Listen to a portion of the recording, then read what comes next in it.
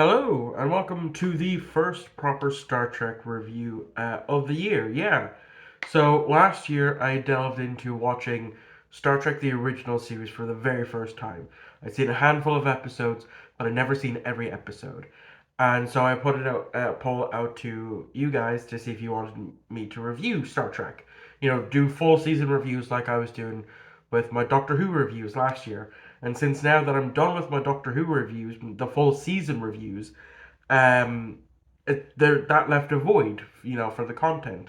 So we're going to fill that with Star Trek, and we're going to be starting with season one of the animated series. So I literally just finished season one. I powered through the last four episodes that I needed to, and yeah, we are going to talk about season one of the original series, which only had 16 episodes. Now, you're probably thinking, well, the original series is just 22 episodes overall, split between two seasons. Why not review season two as well? And the answer is content.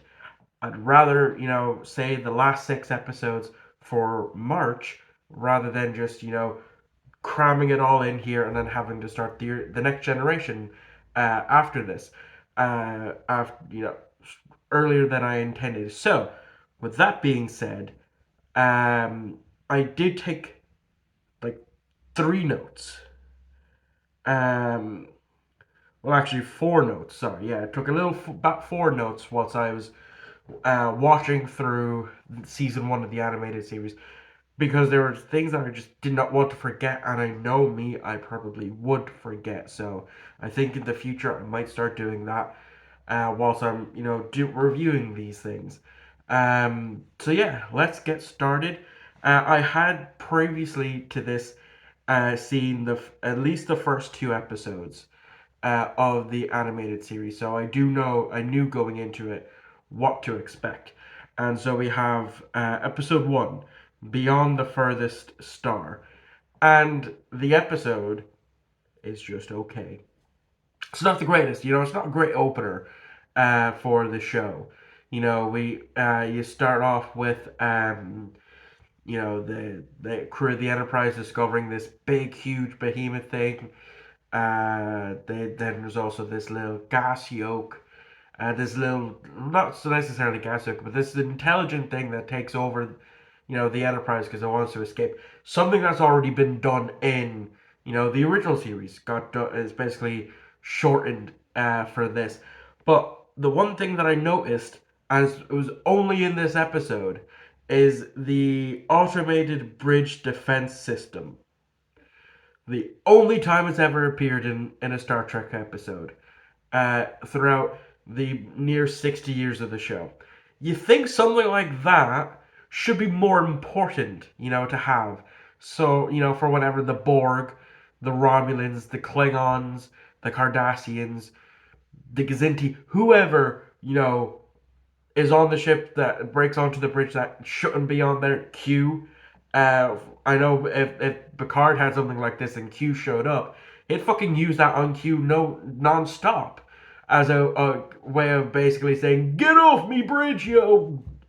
Go like for the old timers thing. But anyway, yeah, Beyond the Furthest Star, not the greatest, but as well, it's the animated episodes are condensed to 25 minutes, um, as well as with the old Hanna-Barbera style of animation that was, popular in around this time because it basically meant you're saving on animation where of, reusing shots, using very little movement, just like having a shot like what you're seeing me right now, like a close up shot of the person talking without them moving other than just the lip flaps movement.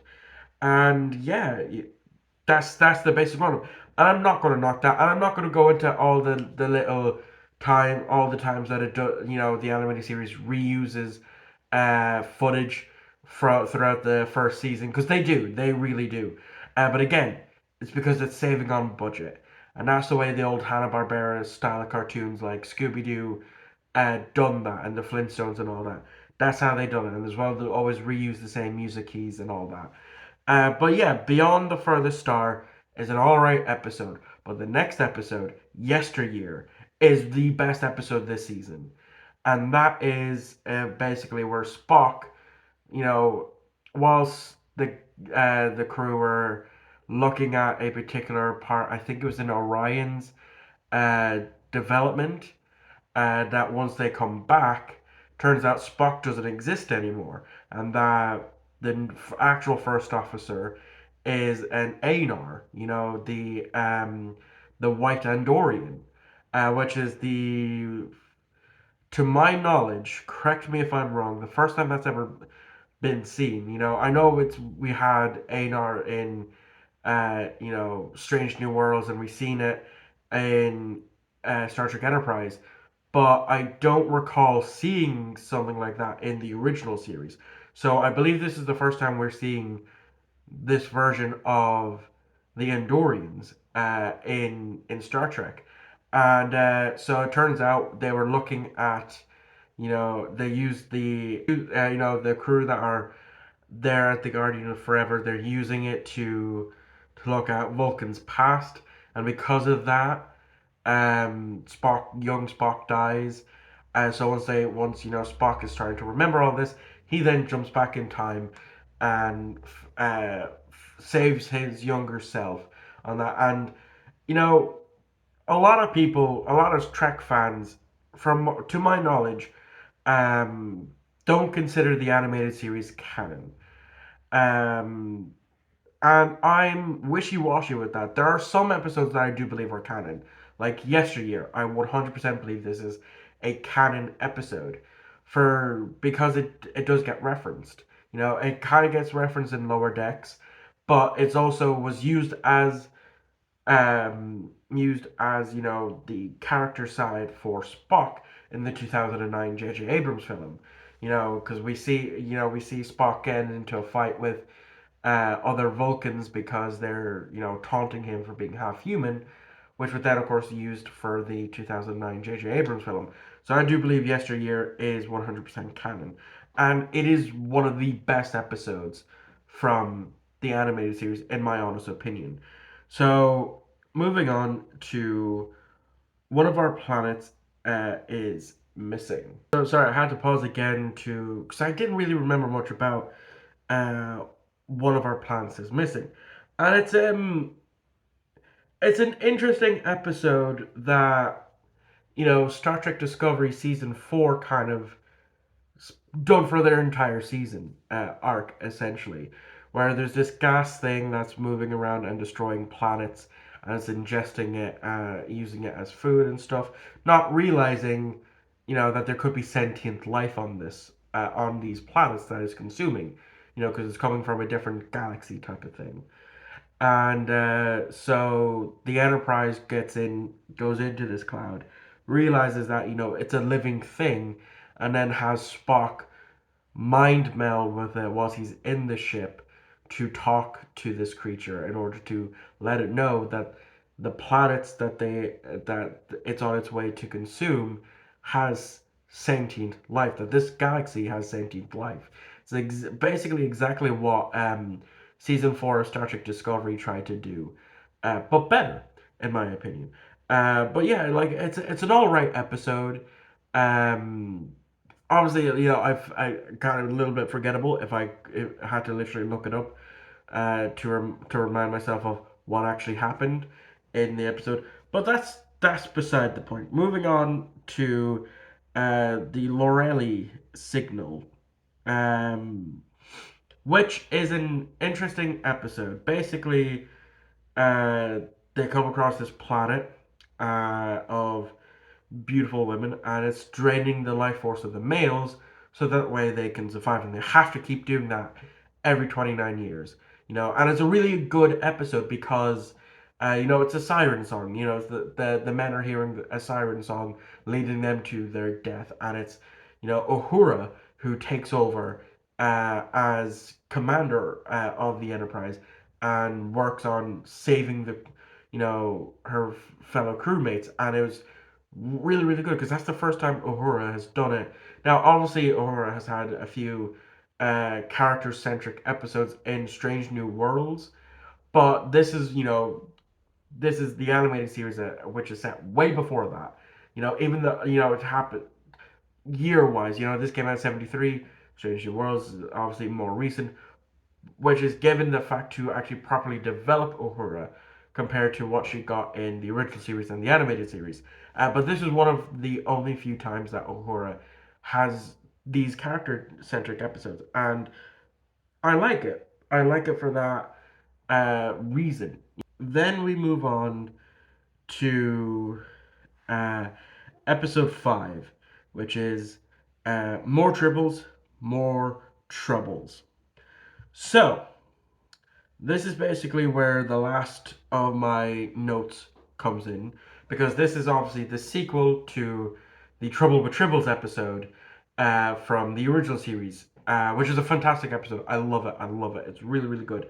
And this, as a sequel episode, it's not all that bad. The guy who sold the tribbles in the Trouble with Tribbles, he's back. You know, he's on the run from Core, the Klingon that was in the original episode, who was originally Trlee, the same actor who played Trlee in the season 1 episode. Um, but anyway, yeah. So it's a good episode because we get to see kind of a new version of the tribbles, where they've been genetically altered yet again, but this time it's not to breed. So they're not going to be like a whole bunch of them. But there's a little caveat now, is if they eat, they'll grow big. They'll continue to grow big. And so eventually they pull the same shenanigans as they did in that episode where they beam all the tribbles over onto the Klingon ship. The exact same Klingon ship. Now, in my notes, I have here that there is an animation error. The only time you'll ever hear me mentioning an animation error, because it's too funny not to mention. I have the exact time code. At 19 minutes and 34 seconds, Koloth, not Core, my mistake. Um, it appears he's actually, it's supposed to be on the view screen, but for the split second, it looks like he's actually not in it because they didn't angle it right, which I thought was funny enough to mention, as well. It's the first time we've ever seen the inside of a Klingon ship. Yeah, it's the obviously we didn't we the next time we saw the interior of a Klingon ship would be the motion picture, um 4 years later in 1977. But prior to that, in the original series, we never did. And I think it wasn't until at least season 2 or season 3 that we saw a Klingon ship. And that was after it was used as a Romulan bird of prey prior to that. So yeah, I think it was season 3. But yeah, it's nice to see that. But also, apparently, in this episode now, if you see a big massive tribble and you know you fire at it with a laser, it's gonna it'll go kaboom into even smaller and tinier tribbles. So that's a little interesting. Um, Bit of lore behind the tribbles. This is another episode that I believe to be 100% canon, in my honest opinion. So moving on to the Survivor, which is episode 6. So I had to read a bit more into it because I'm basically getting the episode titles from here, but it's not giving me like a description of it. So I'm having to use my spare phone on the other side, off to the side here, to read like the little descriptions on Google. But I could not remember what the Survivor was about. But this is another episode that I believe to be 100% canon, because it also has to do with Romulans. Um, and it's the only time now, apart from season 2, because I haven't watched season 2, so I don't know if the Romulans appear in season 2 of the animated series. But this is the first appearance of the Romulans in the animated series, reusing the sets and the ship of the Klingons from the last episode. Um, but yeah, it also has I forget the name of the aliens. but it was recently seen in the most recent season of uh, Lower Decks, and it's the first time that's happened. They've been hinted at in Lower Decks, but it's the first time it's seen. And it's basically these creatures that can change the look of them. So this one found this person, person important to the Federation. He died. It took on its shape, and then the Romulans were going to use it to use the Enterprise, force the Enterprise to go into the neutral zone, which would then force, since the Enterprise broke the treaty, it would the Romulans would then have the right to seize the Enterprise and boot the guys out. But obviously that didn't end up happening. But yeah, it was an all right episode. Another episode that I 100% to be canon is the Infinite Vulcan, and this is basically where the guys beam down to a planet. Sulu gets infected with this toxin. These plant-like creatures come and they save him. It turns out that a person that was around during the eugenics wars has cloned himself about 5 times, takes Spock and to clone him, not realizing that we're at peace, Earth is at peace. The eugenics wars has ended several centuries ago, and it's not been a key issue. And we see a clone of Spock, Spock 2, as it's referred to. Now, why do I say this is canon? Because again, in Lower Decks, you kind of see the skeleton of Spock 2 in season 3, I believe it was. Season 2 or season 3, I can't remember which. And so that's why I say it's canon. It's a decent enough episode. You're going to hear that a lot from me with in terms of uh, the animated series. There's only a few episodes that I really, really enjoyed, unfortunately. Um, the next episode, the uh, Mag Kicks of Megas 2. Yeah, the next episode after the Infinite Vulcan, which is the Mag Kicks of Magnus 2, I butchered that, is basically the Enterprise fights the devil. Now, this is well, not necessarily faces the devil, but it's the episode where they help the devil. In a sense, they go to this place that they've run into the devil. They brings them to where his people are. Turns out his people traveled to Earth and with their magic abilities, and then they're burned alive for being mistaken as witches, and stuff. It's a whole bonkers episode. It's it's okay. Um. But the next episode, uh, Once Upon a Planet, is another sequel episode. Just like how More Tribbles, More Troubles was the sequel episode to The Trouble with Tribbles, this episode is a sequel episode to, I believe it was a season 1 episode. Season 1 or season 2, I can't remember which, where they go onto this planet and, uh, McCoy thinks of Alice in Wonderland and he spots a white rabbit. And it turns out, this anything you think of on this planet that it will make.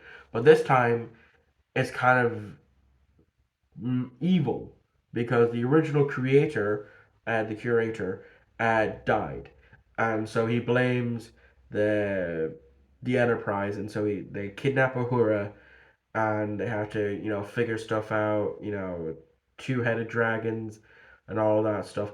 It as a sequel to an episode I was astonished to actually like back when I first watched it. It was all right. It was nice to see the planet again. It was nice to see a sequel to that episode. But you see, my main issue is 24 minutes is just not enough time for some of these episodes, and I understand why it was 24 minutes is again because of animation back then too expensive. They want to save on the budget, hence why again it's the Hanna Barbera style of um animation. So yeah, but the next episode is another favorite of mine, and that's Mud's Passion. So yes, Harkon Fenton Mudd has managed to escape the planet that the crew of the Enterprise left him on with a bunch of robot versions of his wife. Yeah, he managed to escape, and now he's selling love potions. And so, he gets arrested by the Enterprise, and he gives a love crystal to Nurse Chapel, who obviously is still in love with Spock, even after, singing in the mess hall of the Enterprise, embarrassing him, talking about how she wanted to go do this big excavation thing. The whole thing, was in season 2 of Strange New Worlds. So yeah, we do know that through the original series that Nurse Chapel was still in love with Spock even after all of that stuff, and even after being engaged to another man.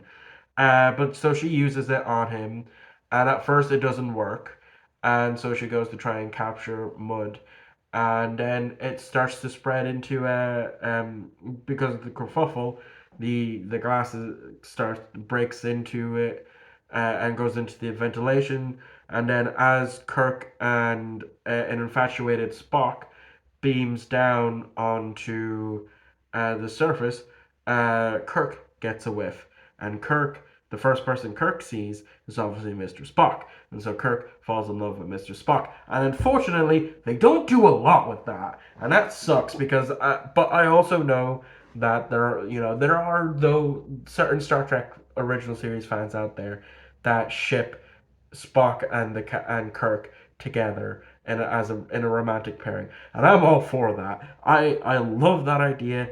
It's fun. It's funny. It's hilarious.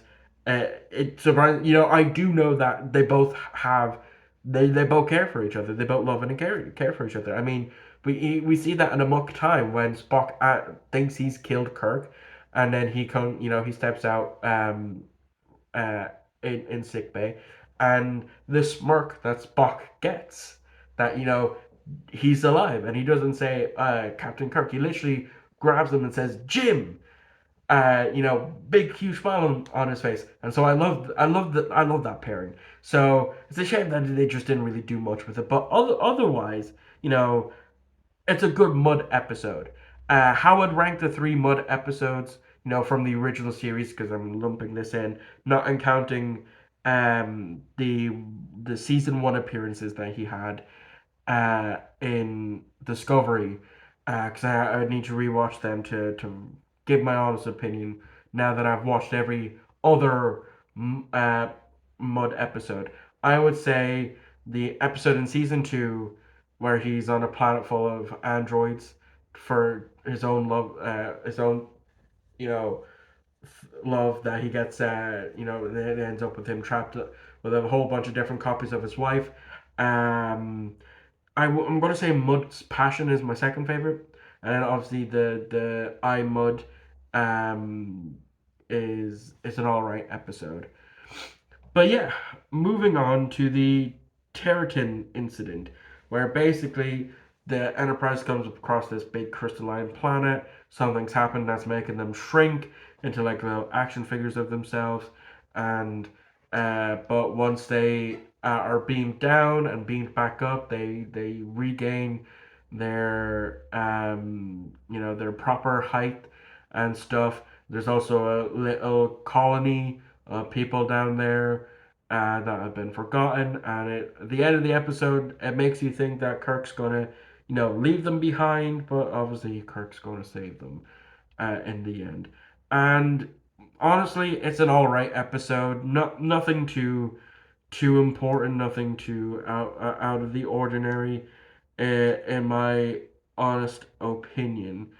Um, Now, The Time Trap is another Klingon centric episode, and this is the one that has Core in it. Obviously, voiced by James Doohan, because James Doohan voices all the characters in this, a lot of the characters in the animated series. If it isn't James Doohan, it's more than likely either Majel Barrett or, on the rare occasion, Nichelle Nichols voicing any of the characters. There's very few times where they actually bring in somebody else to voice the characters.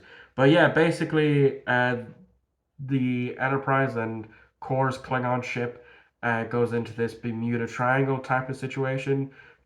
This is an episode that I don't believe to be canon, and I'll get to that. And so we see these whole bunch of other ships that they've set up their own colony type of thing because they realize that they can't escape. Obviously, Kirk and the Klingon core isn't too happy about that, so they set up their own way to escape. Then core was going to trick the Enterprise, but then obviously the council of the people that are in this universe, pocket universe, warns them ahead of time that once they hit warp 8, they're going to go kaboom boom. But obviously that doesn't happen. But yeah, the main reason why I say this episode probably cannot be canon is because we see the Bonaventure, or a version of the Bonaventure in this episode, the USS Bonaventure. And in this episode, it's saying that it's one of the first ships to have warp capability. That can't be true because we know that the first Warp 5 ship was the NX-01 Enterprise. But I'm giving leeway because the NX-01 and all that history wasn't conceived yet. Again, this was 70s, not not early 2000s. But anyway, yeah, it's an all right episode. I also was going into the fact that I knew Core could not die or could not be trapped in this, because we do see Core in DS9, and so if Core did die in this, which it's a Saturday morning cartoon, there's not going to be much death going on anyway. Um, that I would then say it's 100% not canon. The next episode, the Ambergris element. Um, so yeah, this is one that I had watched today, um, and literally just before coming up to record this, I watched it, and it's okay. Kirk and Spock are exploring this planet. They get attacked by a giant kraken sea creature snake type of thing, and then they get turned. They get injected with something that changes their lungs to be able to breathe on the water, and they get webbed hands. I'm sure webbed feet as well. But we don't get to see that much to the dismay of many feet enthusiasts around the world. Anyway, then they're trying to figure out how to do it, and then they're seen as these land creatures that are coming to kill them, kill these creatures that have mutated in order to survive. Then they find a cure and they get cured, and then they save the sea creatures, and the episode ends. It's okay. There hasn't been an episode that I didn't like. But there has been just episodes where I'm just like, it's okay. The next episode is the Slaver Weapon, which is the first episode to introduce us to the Kazinti, Sean Ferrick's favorite alien race over at Trek Culture. Um, so yeah, as an episode, again, it's all right. It's an all right introduction to the Kazinti. There's certain parts of it that I'm like, okay, this makes sense to be in canon, and then there's other episodes that I'm like, I'm not too sure about that. Like, there's never been mention of the Kazinti war with the humans. Um, now, other than this episode, but then again, there was never really mention of the oh, what were the names of the vin- the ones from Star Trek Enterprise that from the end of season 2 and into season 3, the Zindi. That's who it is.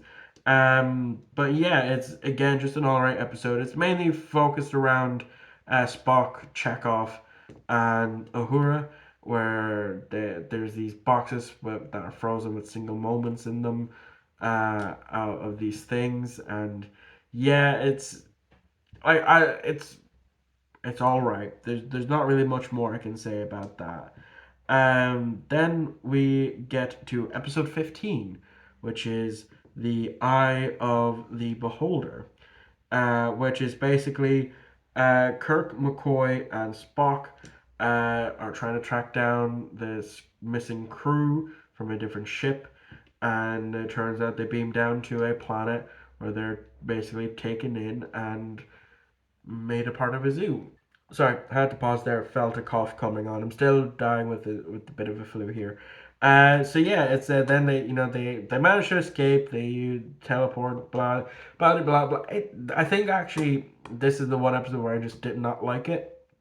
I stopped paying attention essentially through it, especially with this with the last episode, the Jihad, where basically Kirk and Spock are tasked to join this group of ragtag individuals to basically there's something from a planet of the Big Bird people, which we seen one of them in yesteryear, and then but we hadn't when in this episode, and then we have seen them in lower decks. There's a whole episode with Peanut Helper on their planet. And there's this person that he's basically turns out the person who was sent to help track down this thing of his people was the one who stole it in order to have wage war again because they can apparently breed about 20 million for a war and blah blah blah. It wasn't great. I mean, it wasn't predictable. I didn't see that it was Altier or whatever it was that stole it, but still, it was all right. So yeah, um, I'm not gonna lie. Getting through season one of the animated series took a while. Like I'm literally recording this the 19th. Still have plenty of time before this is due to go up. Um, like little shy of a month before this is due out. But still, it was a slog to get through. I literally had to force myself to, like I said, to power through the last 4 episodes just so I can get this done.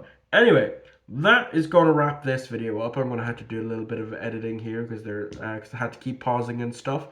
Um, and yeah, so the next video, which will be a Monday, will be for my review of The Predators.